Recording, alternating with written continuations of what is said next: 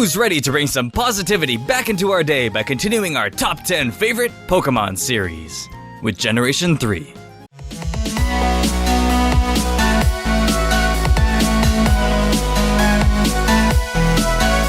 Personally, the original Ruby and Sapphire felt a little lackluster to me as a kid.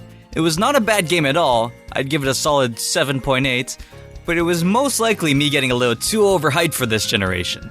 I mean, with how good Gold and Silver was, having their 16 gyms in their 2 different regions, I may have legitimately thought there'd be all 3 regions in there. I don't know, I was 8. Regardless, there were always quite a few Pokemon that popped out of each and every game that reminded me why I loved Pokemon. So today, we'll be talking about those wonderful Pokemon and discussing what I enjoy about them. Just a reminder that there won't be any legendary Pokemon in this list, since I put all of those guys into my top 10 favorite legendary list. So check that out in case you're wondering which of the legendary Pokemon I liked.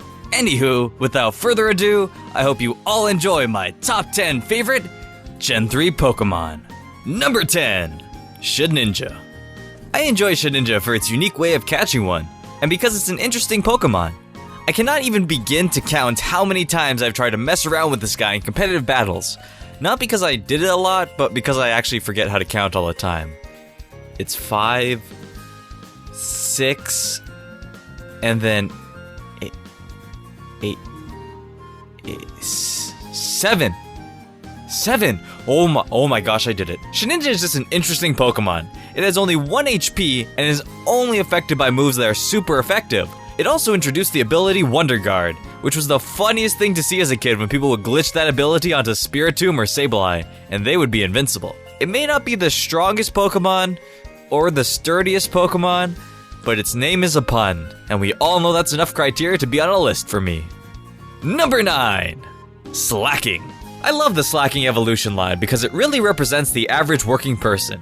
You start off as a tired little lazy baby learning to crawl, you vigorously work for 50 to 60 years, and then you pull out your retirement fund and lay on the ground, scratching your belly until you end up in the Pokemon Center. In all honesty, I like this Pokemon because it was just a simple, complete-looking, hefty Pokemon. And it was your dad's. I had this innate respect for Slacking because it was Norman's signature Pokemon, and he was a really cool character to me in the games. Personally, I never actually used one in a regular playthrough of the games because of that dang ability Trant, which makes it laze around and do nothing every other turn. I just wanted to go fast. Sonic. I mean, I can also personally identify with Slacking, because when I got home from school as a kid, I'd sit around and watch SpongeBob and Yu-Gi-Oh all day. But come on, man. I gotta beat the elite. You can't be sleeping around every other turn. Beat the elite. That's a great slogan, actually. And number 8, Agron. Agron was a Pokemon that I'd always end up having during one of my playthroughs of Generation 3. Being able to catch an Aeron at the beginning of the game when you were going to meet Steven in the Granite Cave was just way too appealing to pass up on this little guy. It reminded me a lot of Tyranitar, which was one of my favorite Generation 2 Pokemon, and the Steel-Rock combination made him feel all edgy. So I just had to have one on my team. This is really just a Pokemon that I've shared a lot of moments with throughout my journeys in the Hoenn region, and want to give a little shout out for being there. You go, Agron! Single-handedly take down Winona for me, except for Altaria, because that had Earthquake, and then that was just not a good matchup for you. I'm sorry, it's okay. Yeah! Number 7, Corphish. Corphish was one of my favorite Pokemon on Ash's team during the 3rd generation. I thought it was this cute little crustacean with a spunky personality and just the right amount of derpiness. I personally like it more than Crawdon, although I do love the water-dark combination. It's just that, well, Crawdon looks just a little bit zombified. Not in the, oh cool, a zombie, more in the, oh no, that guy was up all night studying for his entrance exam. Ooh, I hope he's okay. They're both very cool Pokemon, and I love using them on my team. I just think Corphish would make a great little pet. Look at those eyes. He don't even know where he's going. Where you going, man? Left? Right? I don't know. Number 6, Swampert. Swampert was my go-to starter Pokemon in the 3rd generation, as having a guaranteed ground type on my team really appealed to me since ground had a lot of type coverage. Also, Earthquake is just a great move. For some reason, it always reminded me of a blue Shrek. And with Mega Swampert, that idea was truly realized. I've even used Swampert very frequently in competitive battles, as I've loved his bulky yet physically strong build. I also really like ice moves, so him being able to learn moves like Ice Punch made me really want him on my team even more. So yes, I do like Mudkips. Number 5. Absol. Absol is one of my favorite standalone Pokemon. It was a very mysterious one, known as the Disaster Pokemon. That's kinda dark. Like its typing. Absol has been one of the Pokemon that always felt very complete to me, even if it didn't evolve into or from any other Pokemon, and seemed as though it had a very perplexing yet intriguing storyline. Hopefully it'll be able to absolve this disaster, because quite frankly, this Pokemon's design was the opposite. Number 4. Ridley. Oh wait, that's the wrong game. Altaria. It's a freaking cloud dragon. It's all cool and not from Final Fantasy VII. I've always loved how gracefully designed Altaria was, as they made it this sleek blue with wings of clouds that wrapped around its chubby body. While almost every dragon up to this point was primarily a dragon flying type, Altaria set the tone as being a dragon Pokemon that felt more as though the flying type was being prioritized rather than the dragon with its design. And frankly, it's just nice to see the flying type exemplified in its cumulonimbus glory, rather than just being shown off because a Pokemon has wings and can fly. Even though that makes complete sense, actually. I'm just saying, I think clouds to show off its flying type is cool. Sometimes I look up at the clouds and see random shapes, like a pineapple or a mango.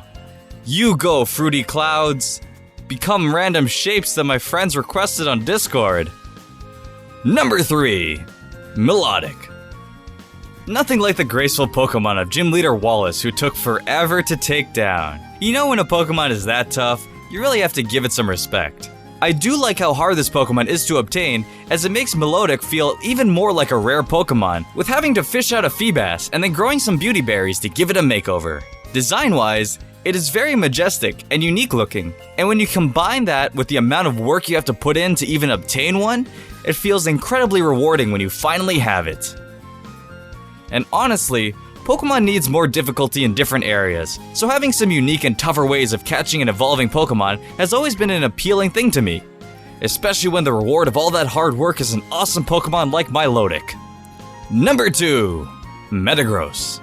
When your homie Steven Stone leaves you a Beldum in his empty house for you to take care of, you better take good care of it and evolve it into the strongest Metagross you can make. Metagross was a different sort of Pokemon for me. With the Steel typing being introduced into the 2nd generation, the 3rd generation was responsible for really innovating on the design of Steel Pokemon, and making some really awesome Pokemon like Agron and Metagross. And boy was Metagross awesome. It was the first Steel Psychic type, and one of the most memorable Pokemon for me, as it was interesting with its robotic design. The move Meteor Mash was also one of my favorites for whatever reason. Just seeing that animation plop down with some graceful stars and the wallop of a punch made me smile. It's also pretty neat that each evolution was adding on from the previous Pokemon, like Beldum being the arms and legs of its evolution. It really made me feel like it was a Bionicle, or like Lego. I like Lego. Also, Steven was one of my favorite characters from this generation, so the fact that Metagross was a signature Pokemon made me like this Pokemon even more. Number 1. Salamence. Salamence has been a Pokemon that I looked forward to getting since I knew it was in the game. Hunting down a little Bagon in Meteor Falls after finally obtaining Waterfall and training it up through its awkward teenage phase of being a Shelgon felt incredibly rewarding when you finally evolved it into this powerful and magnificent beast of a Pokemon known as Salamence. I'll admit I had a soft spot for the signature powerhouses of each game, such as Dragonite in the 1st generation and Tyranitar in the 2nd, so the moment that I knew Salamence was the 3rd generation powerhouse, I needed to catch it. I felt all excited for this well-colored dragon. I mean, having red and blue on the same Pokemon is cool. You don't even need to argue over who will be the red or blue Power Ranger in that one SNES game. We've also had some great times together, taking down other competitive battlers as we shook the earth together and clawed our way to victory. It was quite an outrageous dragon dance. Thanks everyone for watching. Hope you enjoyed this video. Don't forget to leave a like and subscribe for more, and let me know who you think is the best Gen 3 Pokemon. Or just your favorite, you know, whichever. It doesn't have to be the best. We don't always have to be competitive about this. But let me know in the comments below. Slowly but steadily, we will get to my all-time favorite Pokemon. Until next time, keep on catching!